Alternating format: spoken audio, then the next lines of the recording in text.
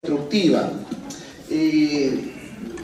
Tema importante dentro de las patologías nefrológicas, pero que en realidad va a ser difícil que lo vean ustedes en piso, porque vemos uropatía obstructiva más en la emergencia, ¿no? O sea, no hay día que no veamos UPO en realidad. La uropatía obstructiva es patología frecuente nefrourológica de emergencia. ¿Cuál es el perfil de un paciente con UPO? Yo que trabajo 16 años, sí, pues 16, 18 años en emergencia, ¿cómo viene el paciente? El paciente viene con anuria. O sea, el síntoma o carta de presentación o signo, porque la hija dice, doctor, mi papá no orina. Y el médico comprueba que no, que está anúrico. O sea, viene con esa historia. No orina, le duele la barriga. El médico que tiene esa formación desde alumno dice, ah, es un UPO, una uropatía. Varón, ectoscopía, 65, próstata. Ya está, el diagnóstico ya. El diagnóstico es así. Doctor, mi mamá no orina. La ve a la paciente, 50 años. Ah, fibroma, mioma. ¿Se dan cuenta?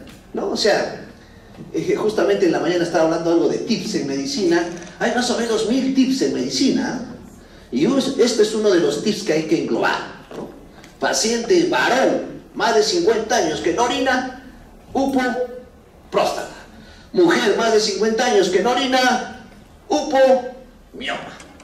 Creo que por ahí está el diagnóstico. Y ese tip, cuando era interno de pediatría en el Hospital del Niño, uy, qué recuerdo, muchas cosas, ¿no? He vivido en el Hospital del Niño. Estaba todavía chaval, como dicen. Viene un niñito. Doctor, no tengo un niñito porque no orina. Pucha, dije, qué prostático, qué raro, ¿no? No creo. Malformación congénita. ¿Ve? Ahí está, ya tienen el tip, ya. Niño, adulto, ¿no? Y anciano, doctor, viene un paciente longevo en UPO. Cáncer. Cáncer. O sea, ya, miren el perfil. Niño, patología congénita, adulto, próstata, si es mujer, mioma, y mujer, varón, longevo, probablemente una neoplasia. Y ahí creo que estaríamos terminando la clase, y se acabó. ¿Ya? Ese es el objetivo del perfil clínico que ustedes deben aprender. Es tan atiborrada la medicina, es tanta información, que nosotros debemos aprender esos detalles, porque a base de esos detalles hacemos diagnóstico y tomamos conducta. Viene el paciente en anuria, dolor intenso, y el médico, licenciada, por favor, la sonda, no hay nadie que lo ponga. Yo lo pongo. Yo pongo la sonda vesical. Y el paciente comienza a orinar. Gracias, doctor, gracias. Le doy una. Gracias, doctor. Imagínense qué sensación. El paciente llega con una fase antálgica, con un dolor intenso, se agarra la parte del hipogastrio porque está el globo, pues. El globo vesical, intenso, doloroso, hiperestésico, le tocas y le duele, un dolor intenso. Y le pongas la sonda, ¡ah, qué linda es la vida! Te da la mano el paciente, con la otra por supuesto, ¿ya? Y te dice, gracias. ¿Se dan cuenta, muchachos? O sea, por eso hace 2 o 3 días tuve una charla de por qué la medicina es un arte. Me invitaron los residentes de Cayetano Heredia a hablar sobre una charla y hablé algo de arte en medicina. ¿Por qué no es una ciencia solamente la medicina? El arte justamente es esto, pues. Porque el arte, así como el escultor, el pintor, el arte de la música, la medicina tiene ese arte porque es humana, pues, humanística, se relaciona con el ser humano, con el ente humano, ente importante. Y eso lo hace sui generis, lo hace especial. No está en los libros. Aprender el arte no es que me compre un librito bestseller, no, y aprendo el arte. No está ahí. Malas noticias, no está ahí. El arte está en su día a día, en su derrotero, en su proceder, en su accionar de ustedes. Ustedes es que están en la mejor etapa de asimilar, de atiborrar, de aprender. Ahí está el arte. El arte es el día a día. Yo sigo aprendiendo arte. Le pregunté a mi profesor que tiene 85 años, se jubiló. Doctor, ¿y cómo va el arte? Sigo aprendiendo. Sigo aprendiendo el arte. Entonces, es continuo. Entonces, esos tips son claves. Entonces, esa es uropatía obstructiva. Algo que obstruye el pasaje de las vías urinarias. Algo que obstruye antes parte de la pelvis, de los cálices, del uréter. Eso sería obstrucción alta. O después de la vejiga, uretra. Eso sería obstrucción baja. Y de acuerdo a los niveles uno puede plantear diagnósticos, y para eso tengo que conocer bien la anatomía. La anatomía nefrológica la tengo que conocer bien. Importante componente clínico. Reversible. Si pongo la sonda, el paciente ya no está en anuria o oliguria, está orinando el paciente. Puede ser reversible. Puede debutar como un cuadro de ira. Una ira postrenal, lo dije en la clase pasada, que es la de menor frecuencia. Felizmente, recupera, baja la creatinina, baja la urea, baja el síntoma o síndrome urémico de las náuseas, de los vómitos, del mareo, del abotagamiento, eso baja. Pero si no trato totalmente ese UPO, el paciente hace un tipo de IRC, que es un IRC de tipo intersticial. Ese IRC de tipo intersticial es el que no produce edemas. Y hay un poquito que rompe ese tips, ese perfil que ustedes deben conocer. Doctor, desde que lo conocí en semiología, usted me dijo edema renal. Pero ahora me dice que la uropatía que da IRC no da edemas. Esa es la diferencia. La característica de la nefropatía que da el UPO a IRC generalmente da acidosis. Son pacientes que vienen, me duele la barriga, doctor. Ese sonido, te acercas al paciente y están viendo un Kussmaul. Esa es la característica de la nefropatía intersticial. No tiene edemas, es obstructiva y da gran acidosis. Importante y fundamental para discernir. Y no solamente la conducta terapéutica va a ser médica o accesoria, como poner una sonda o poner una talla supravesical o vesical, sino hasta una conducta quirúrgica, una nefrostomía, por ejemplo, o un drenaje Pick Day, por ejemplo, que ya lo hace el urólogo, ¿no? Cuando fracasa el tratamiento instaurado. Concepto simple: obstrucción de la orina. Por ende, por lógica, va a haber anuria, oliguria. Va a depender si están obstruidas ambos uréteres. Creo que está de más decirles que si la obstrucción es de meato, la obstrucción es de uretra, la obstrucción es de vejiga, va a ser anuria, doctor. Pero si la obstrucción es ureteral, probablemente va a haber oliguria, doctor, porque una vía va a estar permeable, pues lógico, ¿no? Entonces, eso creo que es la idea semiológica, clínica que ustedes deben tener. Resolución precoz va a revertir hasta la normalidad. Si no revierte totalmente, vienen las complicaciones que vamos a hablar dentro de unos minutos, como una hidronefrosis, infecciones urinarias a repetición, sepsis, etc. Producida por un componente infeccioso o cálculos.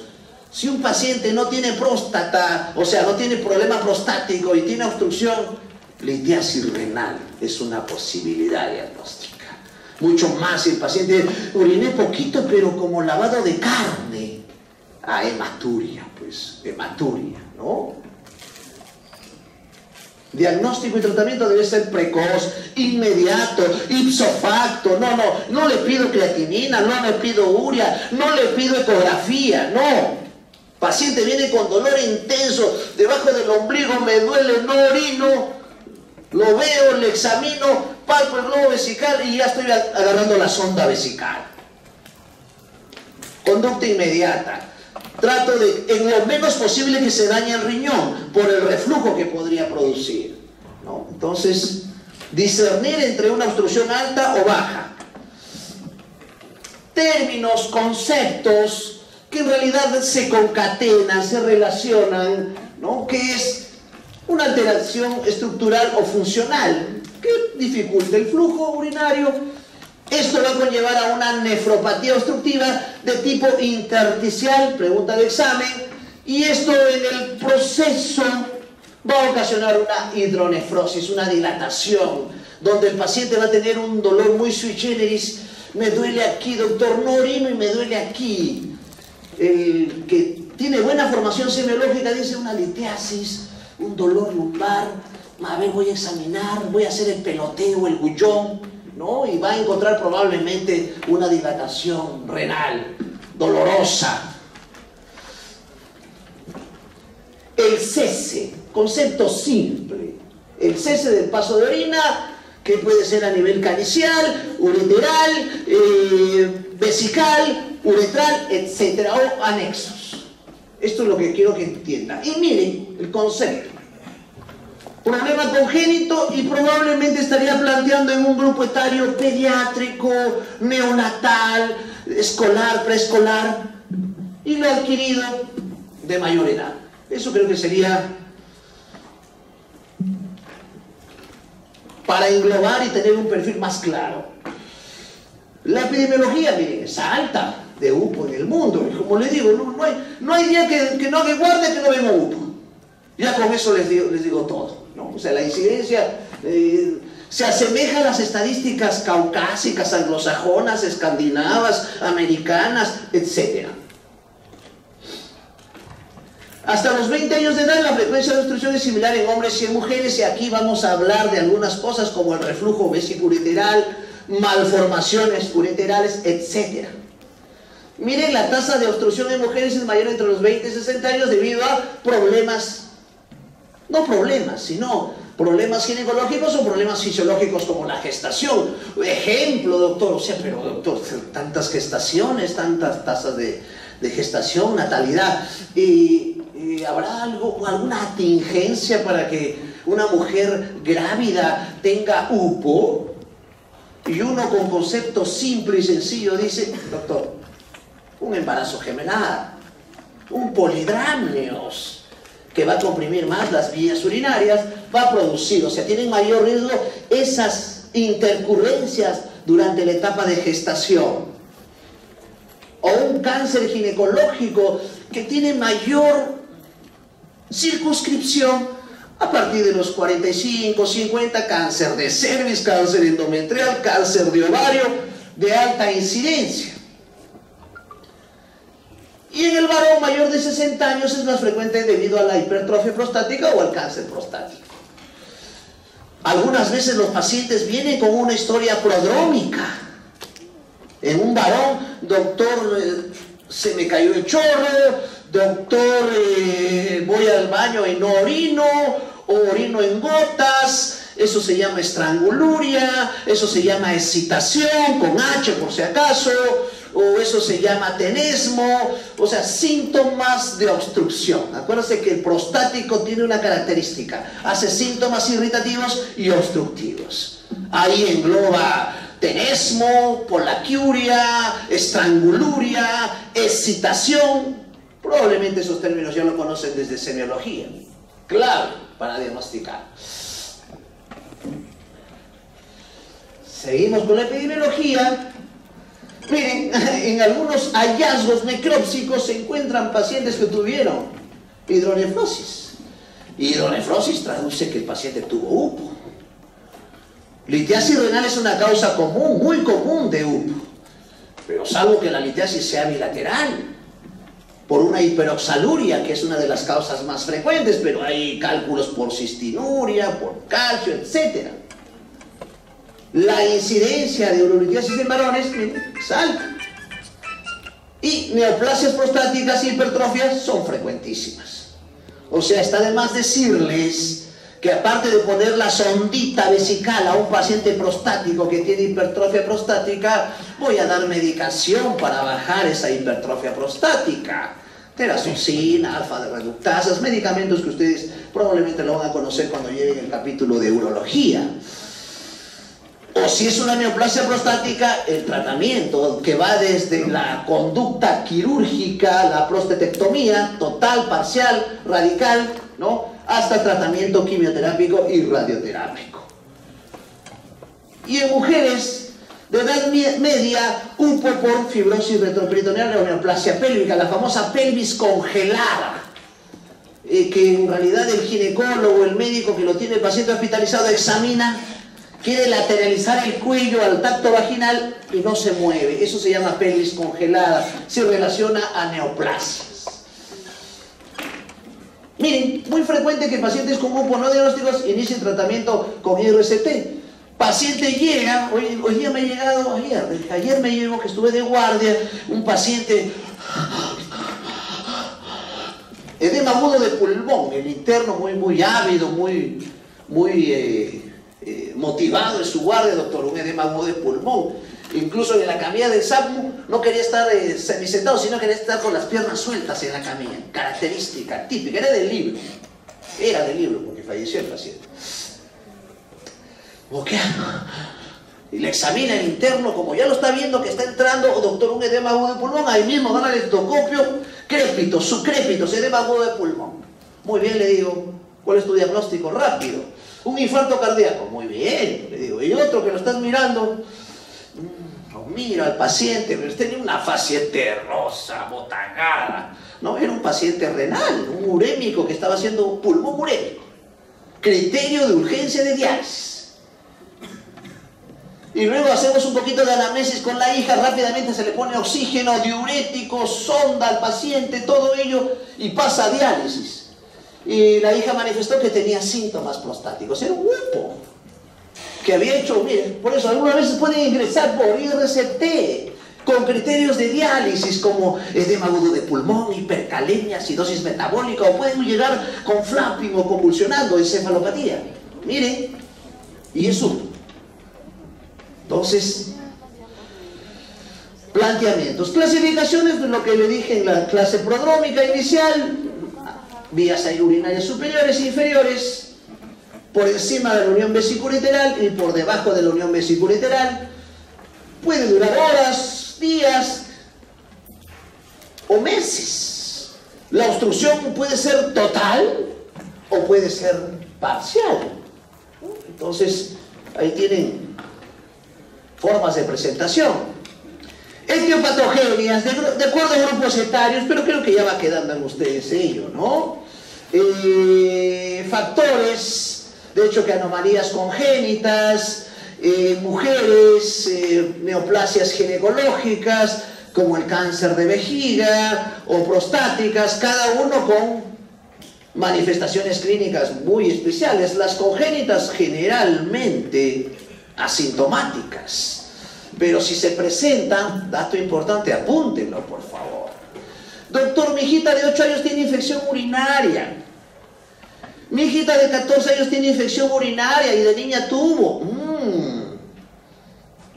Atención, parece del Estadio Nacional. Atención. Cuando tienen pacientes jóvenes con infecciones urinarias, por favor, a las anomalías congénitas genitourinarias, a la cabeza es el diagnóstico. No se olviden, ¿eh? No se olviden.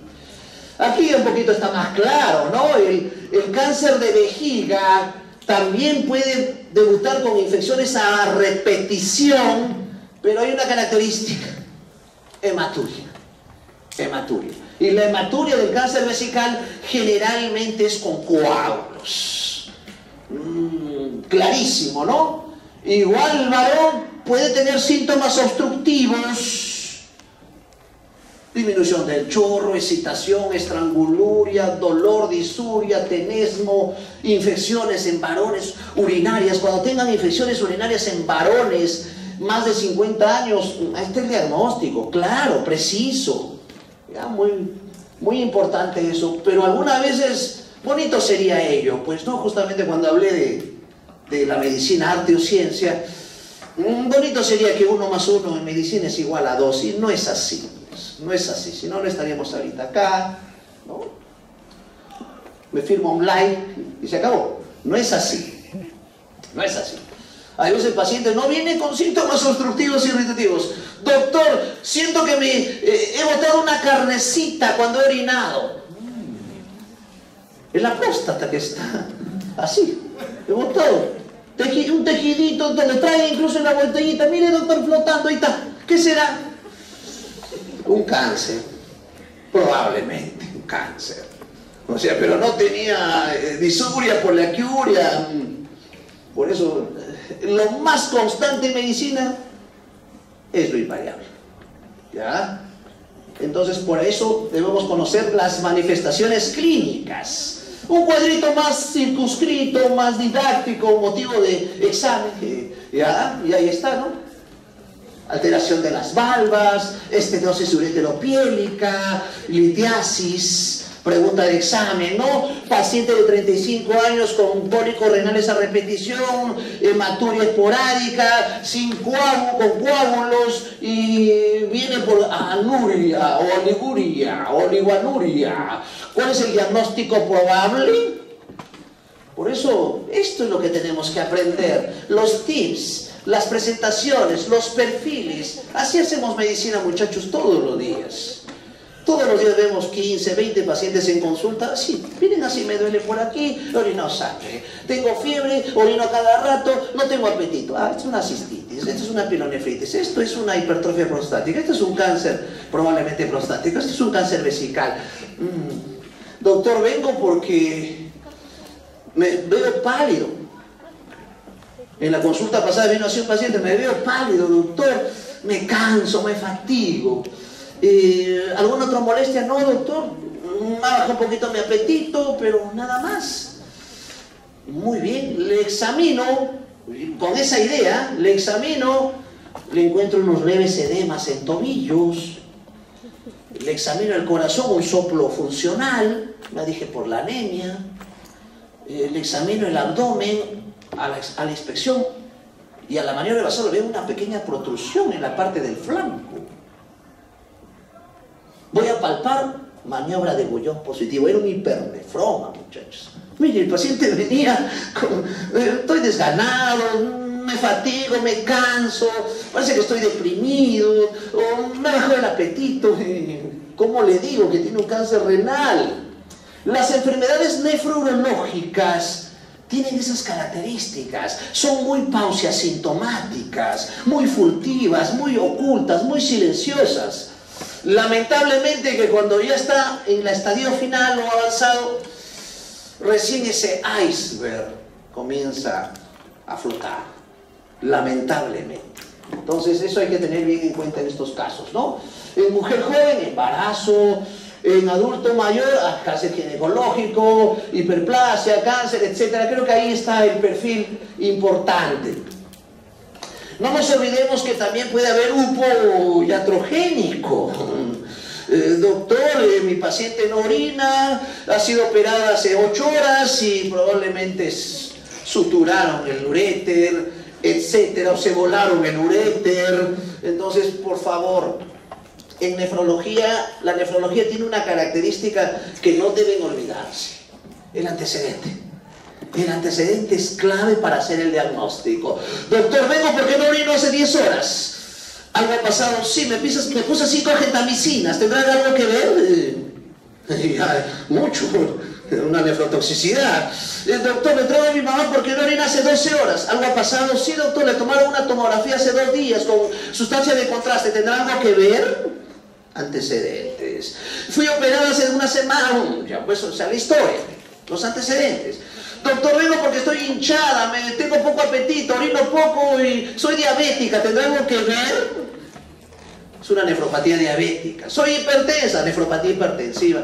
Tengo lupus, me duelen las articulaciones, pero ahora vengo porque orino sangre. Hematuria, ya está, nefritis lúpica. Puede ser incluso el grano, membrana proliferativa. O sea, el diagnóstico, muchachos. O sea, en nefrología los antecedentes te ayudan al diagnóstico o prácticamente te hacen el diagnóstico. Doctor, mi papá no orina, es prostático. Es un UPO por hipertrofia prostática. Es un UPO por cáncer prostático. Los antecedentes, clave, muchachos, ¿ah? Creo que es el mensaje de la clase. Fisiopatología, por supuesto, hay una repercusión en la TFG, la tasa de filtración glomerular, donde se activa una serie de mecanismos compensadores para ver una fase vasodilatadora donde activa la prostaglandina y las prostaglandinas, y una fase vasoconstrictora donde actúan los tromboxanos. Esto es importante conocer cuando entendamos por qué hay una poliuria posobstructiva, que lo vamos a ver al final, y que puede concatenar alteraciones de la homeostasis. Acuérdense que el riñón no solamente tiene la función simple y banal de excreción urinaria de 1.5 litros al día, no. Tiene función hormonal, función de defensa, controla la presión arterial, actúa el sistema renal angiotensina aldosterona, produce eritropoyetina, bueno, y de YAPA, homeostasis, medio interno, que ustedes deben conocer. Esa respuesta a la obstrucción produce una inflamación intersticial. Ah, de ahí viene la nefropatía intersticial. Cuando ustedes vean un IRC, no se conformen con decir, he visto en el pabellón 4 primero un paciente con IRC. Nada, no han visto nada. Decir IRC no es nada. Pero decir, he visto una insuficiencia renal crónica de tipo glomerular, de etiología nefropatía lúpica, complicada con una acidosis metabólica anion gap alto, descompensada por una infección urinaria baja. Esa es la nefropatía que yo quiero ver. Así debo describir mi IRC. ¿Qué tipo? ¿Es aguda? Crónica. ¿Es glomerular intersticial? ¿Estadio A o D? ¿De etiología diabética, lúpica, hipertensiva o amiloidótica? ¿Cómo es? ¿Está complicada con una encefalopatía urémica o está descompensada por nefrotóxicos? Le pusieron una gentamicina y no sabían que era IRC. Eso es el enfoque de un IRC. Entonces, ya saben, la glomerular tiene características, tiene edema, tiene anemia, tiene fascia terrosa, tiene anasarca. La intersticial no tiene edemas, no tiene anasarca, pero sí tiene acidosis metabólica. Esa es la gran diferencia de los tipos. Y luego hay la alteración tubular, dato importantísimo, tubular. Los pacientes que hacen UPO hacen tubulopatías, pregunta de examen. Y si hacen tubulopatías, pueden tener, doctor, le tomé un AGA a este paciente con UPO, quería encontrar acidosis metabólica anion gap alto. Y no está alto, está normal. ¿Cuál será la fisiopatología? Ahí está, pues. Las tubulopatías dan acidosis metabólica anion gap normal. No se olviden, no siempre el renal hace eso. Localización. Si es piel ureteral, urétero vesical, cuello vesical, meato uretral, si es una obstrucción superior, inferior, de acuerdo a ello va a haber manifestaciones clínicas. Un grafiquito que trasluce lo que yo quiero que calen ustedes, ¿no? Si hay un cálculo a nivel pielocalicial, si hay un tumor uretelial, si hay una alteración que se ve muy frecuentemente en niños como la fimosis, o se obstruyó un cálculo, o hay un tumor vesical, bueno, todo lo que ustedes pueden plantear de situaciones clínicas. O estenosis. Hace un mes y medio tuvimos un paciente que vino en anuria. Doctor, mi hermano ha tenido tuberculosis pulmonar hace 10 años. Y viene con anuria. En medicina interna la unidad clínica es lo relevante. O sea, en medicina interna hay que pensar que una sola situación clínica puede explicar todos los epifenómenos clínicos que uno está viendo. Y doctor, ¿y qué tiene que ver la tuberculosis pulmonar con la anuria? ¿Qué tiene que ver? Mucho. En este caso, todo. porque la tuberculosis pulmonar puede afectar el riñón, puede producir adherencias y mucho más si el paciente hace tuberculosis geniturinaria. Las tuberculosis geniturinarias estenosan el uréter. ¿Y por qué, doctora Avilés? Porque al depositarse calcio, inflama, fibrosa, igual cuando vean retracciones en el pulmón, igualito se ve en el uréter. Incluso calcifica el riñón. Eso se llama riñón mástic, riñón calcificado. Cuadro severísimo de tuberculosis renal. No nos olvidemos que un signo simple patognomónico es el estudio de la orina. Y ahí van a ver la famosa triada de Colombino, hematuria, aciduria, y le hacen un urocultivo negativo. Aciduria, hematuria y piuria aséptica, triada de Colombino. A nivel uretral, ¿qué hay en la histopatología? Bueno, hay una dilatación, hay una hipertrofia, hay un aplastamiento de papilas renales, luego hay una hidronefrosis. Por el momento respeta el glomérulo, pero más adelante va alterando y fibrosando el parénquima.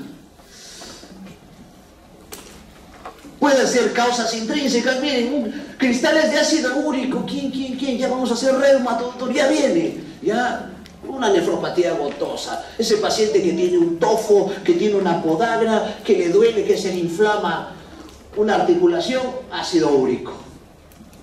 O un coágulo en una coagulopatía intravascular diseminada, papilitis renales o intramurales, como pólipos, estenosis, o sea, una serie de anomalías o presentaciones clínicas.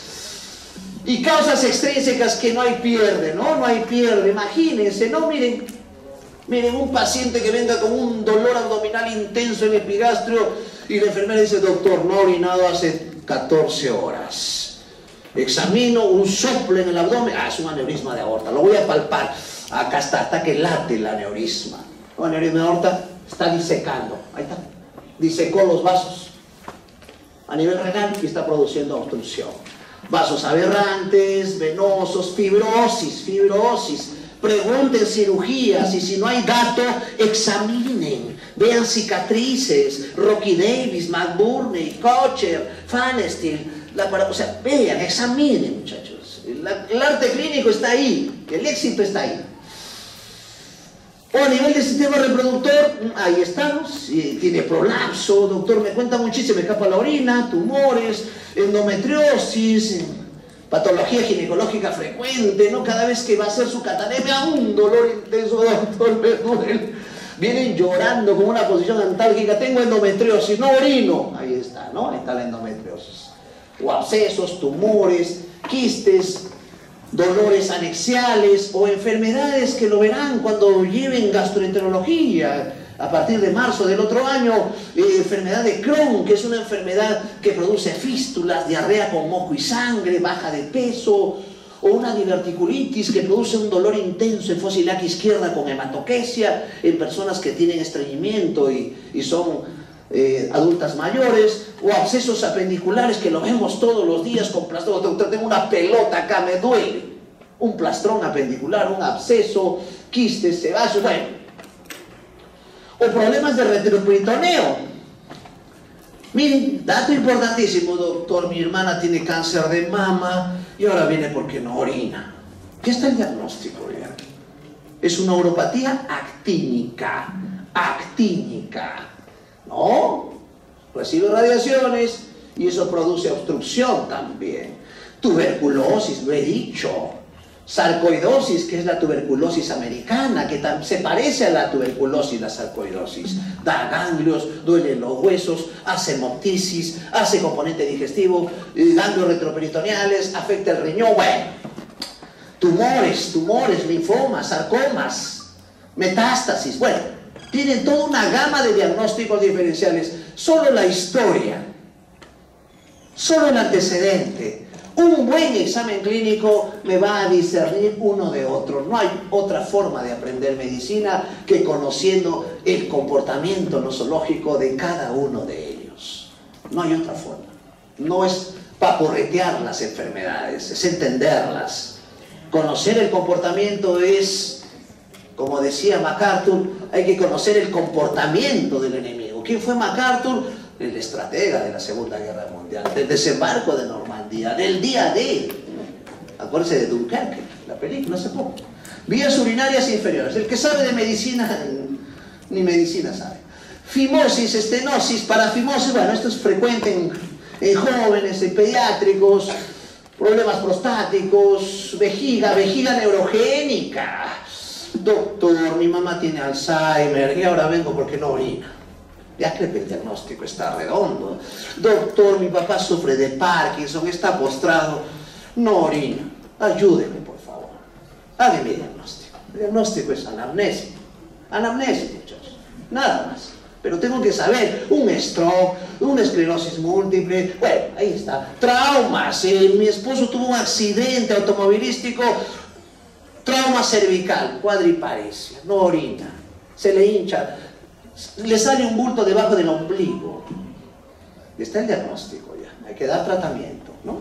Lesiones en silla de montar, acuérdense de su neuroanatomía, la cauda equidna, el filo terminal, se han disecado su cadáver, lo han visto, claro, doctor, plexo sacro, cauda equidna, la sensibilidad en silla de montar, ¿no? El reflejo, bueno, ahí está, hay una anestesia y por ende altera el reflejo.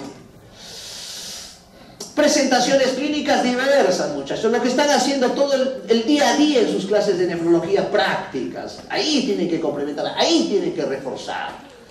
Toda la teoría lo plasman en la práctica, ¿no? La ira, ahí está, obstrucción bilateral completa, una ira, no orina. Y viene con azoemia. Esa es la característica, les dije en la clase pasada. La ira postrenal, que es la menos frecuente, felizmente. O el IRC, dolor, no siempre la presentación, sobre todo si es parcial, miren, puede haber acidosis, puede haber poliuria, mira, no siempre, se dan cuenta. O síntomas vesicales como incontinencia, disminución del calibre, itus recurrentes, el paciente está hipertenso, y miren este datito que rompe el esquema que tienen ustedes. Doctora, mi papá lo veo rojo como un tomate, tiene la mano roja, eritremia palmar, le duele la cabeza, le zumba el oído. Ah, eso es un cuadro de hiperviscosidad, una poliglobulia. Pero mi papá nunca ha viajado a Cerro de Pasco, no ha vivido ahí, no ha vivido en Huancavelica, no ha vivido en Junín. Ah, puede ser un UPO. Estimula eritropoyetina. ¿Por qué les digo que le rompe el esquema a ustedes? Porque las nefropatías cursan con anemia. Pero ya tienen una nefropatía que no cursa con anemia. Por eso la medicina es un arte, por eso la medicina 1 más 1 no siempre es igual a 2. Entonces ya tienen una causa de policitemia e insuficiencia renal crónica.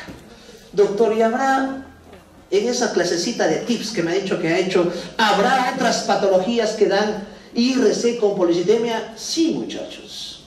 Uno de ellos es el tumor que nos gusta a nosotros. Espero que lo entiendan en el mejor sentido. Se llama el tumor del internista, es el hipernefroma.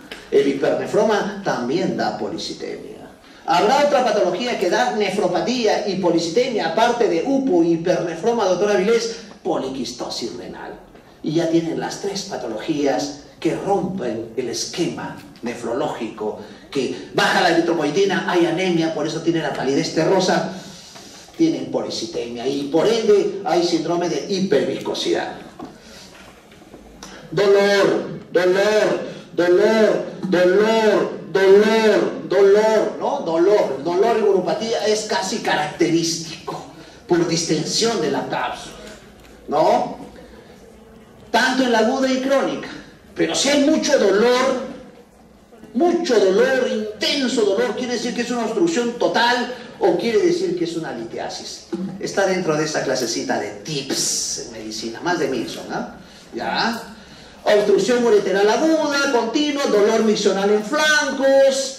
Y el lupus crónico, como el paciente se va adaptando a su umbral, no tiene esa característica. El dolor es más de cuadro agudo que crónico.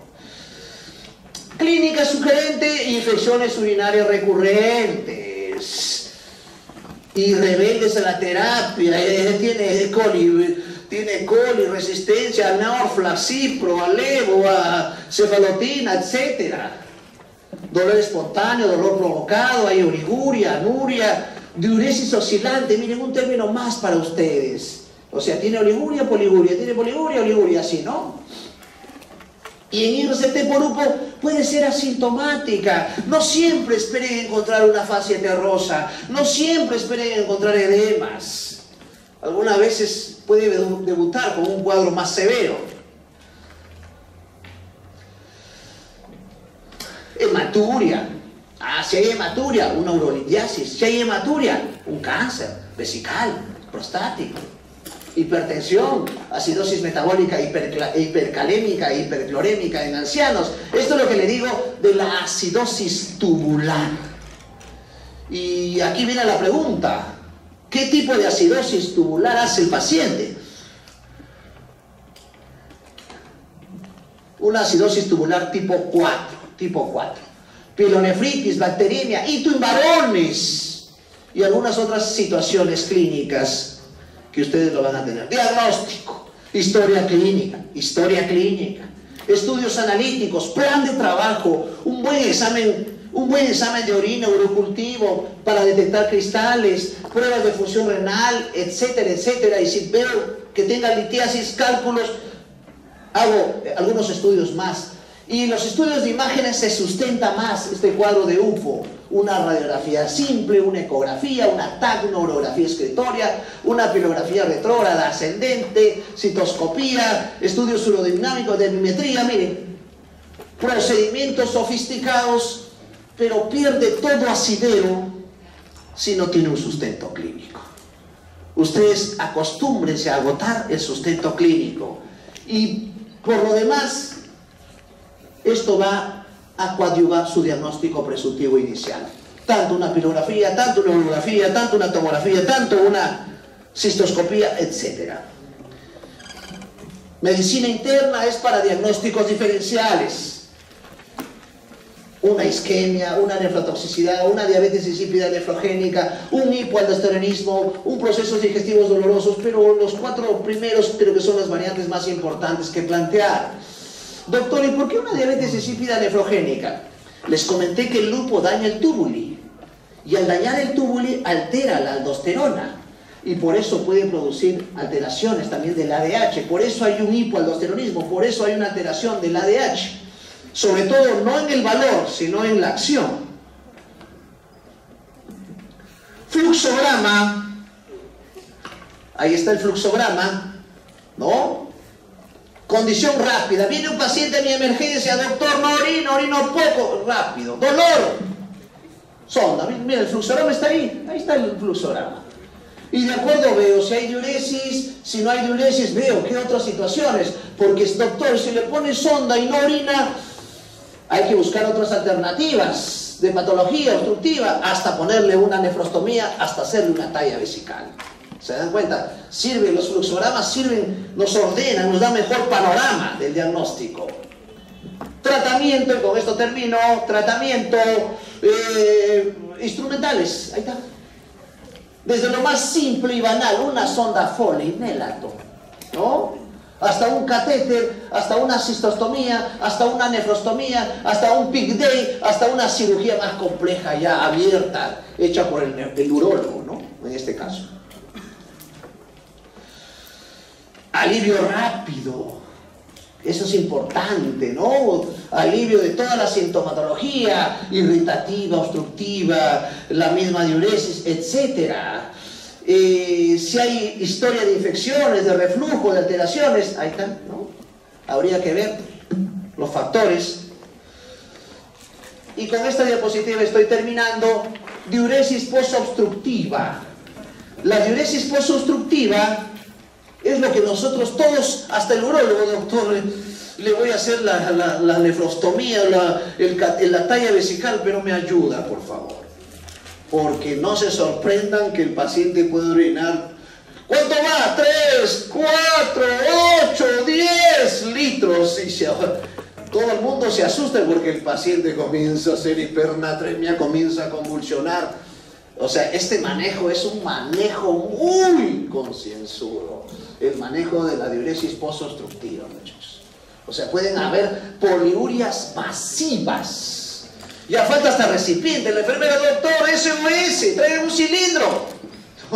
Imagínense, para que vean la situación clínica que puede conllevar la alteración del sodio, del potasio, del magnesio, la deshidratación, el shock, todo lo que puede llevar hasta incluso paro del paciente. Mucho cuidado, o sea, no es que pongo la sondita, chao, me voy a ver mi depredador, no, tengo que monitorizar a mi paciente. Ahí tenemos monitores, aparatos sofisticados y monitores humanos, hay una tragedia. Ya, ahí está, gota por gota. ¿Cuánto orina? 10, 100, 200, ya está llamando, doctor, está orinando. Lo normal es que orine 0.5 centímetros cúbicos por minuto. Imagínense, 0.5 es lo normal, pero que orine 1, 2, 3 por minuto ya. Esto puede producir una serie de situaciones, mucho más si la diuresis es brusca y el organismo no está adaptado a esa respuesta fisiológica homeostásica. Y lo más complicado de ello es la hipocalemia, porque acuérdense que la hipocalemia puede producir muerte súbita. Entonces tengo que estar cargando mi reto de potasio, ¿no? El sodio, importante, no solamente puede haber hiponatremia, si la diuresis, la poliuria es más masiva, puede haber hipernatremia. Y ahí ya vienen complicaciones neurológicas. Muy bien, muchachos, acá nos quedamos. Lo demás son del cólico renal, la litiasis, la anuria excretora, que son algunos tipos, ¿no?, de obstrucción, pero creo que el mensaje era que sean altas, bajas. Acá la fisiopatología es la hiperpresión intrarrenal, el cuadro clínico es el cólico, dolor intenso, ¿no?, la hematuria, la cristaluria, la anuria, e incluso puede haber cuadros más severos que pueden llegar hasta encefalopatía, del lupus. El diagnóstico clínico y exámenes auxiliares como radiografía, ecografía, sedimentos. El tratamiento del cólico renal, manejo del dolor, antiespasmódicos, ¿no? Y ver la posibilidad. No orina, doctor, no lo desobstruimos. Nefrostomía percutánea, ¿ya? Son situaciones clínicas más de urología. La hidronefrosis, que le hablamos al inicio de la clase, una dilatación de la cavidad pilocanicial, ¿no?, característico de las obstrucciones en el proceso. O un megaurete, o un ureteropielocaliectasias, situaciones que también su fisiopatología es la hipertrofia, la dilatación. El cuadro clínico igual, dolor, hematuria, piuria, fiebre. Doctor, boto como piedrecita por la orina. Clínica poco sugerente, mucho más si tiene ITU, ¿no?, y la urografía para detectar ese cuadro obstructivo. El tratamiento, según la uropatía que lo obstruye, si es un cuadro infeccioso tipo tuberculosis, antituberculostáticos, si es problema de estenosis, dilatación, si es cálculo, litotricia, etcétera, etcétera, etcétera, ¿no? La retención aguda, esto es el dolor, doctor, siento una bola debajo del ombligo, ¿no? Dolor hipogástrico intenso. Acá hay una alteración, sobre todo si sobrepasa la capacidad máxima de la vejiga, aumenta la presión intravesical, y la clínica va precedida de poliaquiuria y disuria. El dolor característico suprapúbico. Anamnesis es clave, y palpar el globo vesical, palparlo. Y por supuesto, previa autorización, un tacto, si es varón, para ver el sondaje, importante, y manejar los componentes de deshidratación y hidroelectrolíticos. La retención crónica, el organismo se va adaptando de acuerdo a ello, ¿no?, a la respuesta. De acuerdo al obstáculo, va a haber hipertrofia, sobredistensión, éstasis, y el cuadro clínico es mucho más insidioso, mucho más lento, ¿no? Hasta puede haber incontinencia por rebosamiento, o sea, paradójico, ¿no? Debería haber lo contrario. Y alteraciones o antecedentes de problemas de micción. Aquí el procedimiento importante es urografía y ecografía. Hay que tratar el problema etiológico, conducta quirúrgica y si tiene infecciones, antibióticos. Y ahí está, la urografía excretoria, anomalías, las estenosis, algunas pruebas como los renogramas, las malformaciones congénitas, como ectopias, riñones en herradura, riñones cruzados, riñones en... O sea, estos son anomalías más pediátricas, o la poliquistosis, que se relaciona también a poliquistosis hepática, estenosis congénita, piel ureteral, duplicidad, ectópico, megaureter, epispadias, hipospadias, válvulas uretrales, todo esto es lo que lo van a ver ustedes en urología. Para finalizar, el lupus es cuadro obstructivo de éstasis, de etiología diversa, puede ser anatómica, funcional. La clínica combina síntomas directos, pero característico es el dolor, puede haber hipertensión, uremia. El diagnóstico se determina por anamnesis y el tratamiento es de acuerdo al cuadro obstructivo, de acuerdo a la etiología, que puede ser al inicio médico, como manejo del dolor, antiinflamatorios, antiespasmódicos, sondas, hasta manejos quirúrgicos. Muy bien, muchachos, les agradezco por su atención. Buenas noches, gracias.